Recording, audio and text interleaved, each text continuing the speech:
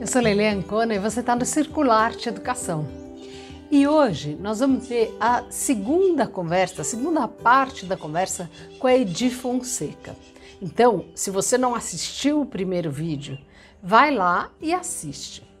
Edi Fonseca é pedagoga, contadora de histórias e atriz. Trabalha com formação de professores e é especialista no papel da leitura e da literatura para as crianças, especialmente para os bebês, para as crianças pequenas. A sua fala de hoje tem uma relação direta com tudo isso que ela pesquisa. No primeiro vídeo, a Edi nos falou sobre o papel da narração oral. E é muito interessante entender como que a narração oral faz parte da nossa sociedade. Você pode acompanhar nesse link que está aqui. Assim como nesse primeiro vídeo, a Edi vem acompanhada de autores que embasam sua fala. Um deles é o Celso Sisto. As outras duas são a Gislaine Avelar e a Ino Sorce, que eu já apresentei no primeiro vídeo e volto a apresentar aqui. Hoje ela traz mais uma referência, que é uma pessoa que também foi minha professora no mestrado, que é a Regina Machado. Então vale a pena, para quem quiser se aprofundar, vale a pena conhecer esses autores e poder saber um pouco mais sobre a importância da narração, da contação de histórias e da leitura. Hoje a Edi vai falar um pouco mais exatamente sobre a leitura de textos autorais. Vale muito a pena acompanhar o que ela tem para nos dizer. Bem-vinda, Edi. Eu estava falando então desse narrador tradicional, daquele narrador que tinha os contos daquele lugar, daquela região. Muitos dos narradores contemporâneos não têm essa responsabilidade hoje de guardar a memória do grupo, né? Muitas pessoas que narram histórias são hoje pessoas da família, professores ou mesmo artistas que querem contar histórias. E esses precisam contar apenas os contos tradicionais? Puxa, mas eu peguei um livro e eu gostei tanto daquele conto de determinado autor, determinada autora. É possível narrar oralmente esse conto autoral? Sim. E existem aqueles que o fazem memorizando exatamente o texto que está escrito, da forma como ele foi escrito. Ou inspirado na obra, né? Livremente inspirado.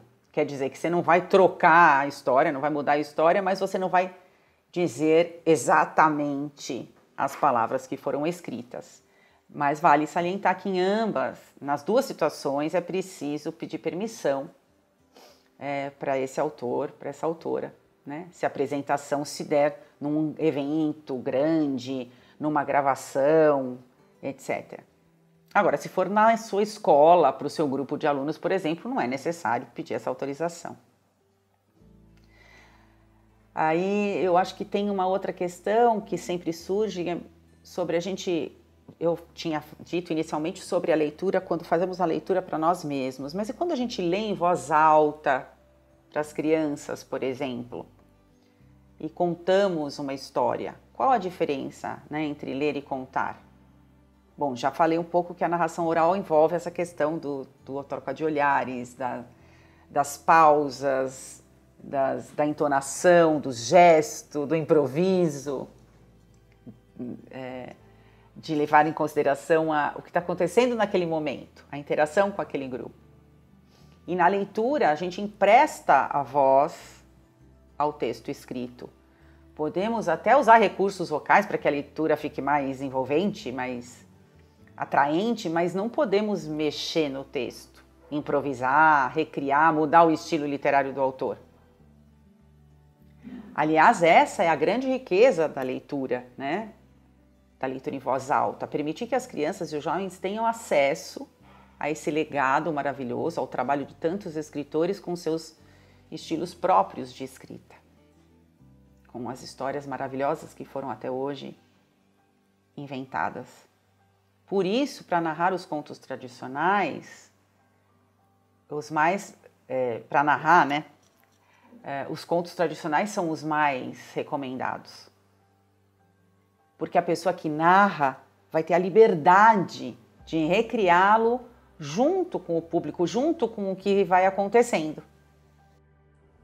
Nessa fala da Edi, fica muito clara a diferença entre contar uma história e ler, não é mesmo? Mas será que quando a gente vai contar uma história, a gente decora o texto? Como será que a gente prepara uma leitura? Se você quer saber mais sobre tudo isso, acompanhe essa conversa. No mês que vem tem mais. Se inscreve no canal, ativa o sininho e aproveita para contar aqui nos comentários para mim e para a Edi quais são os autores com os quais você mais trabalha, as histórias que você mais conta. A gente vai adorar saber. Até mais!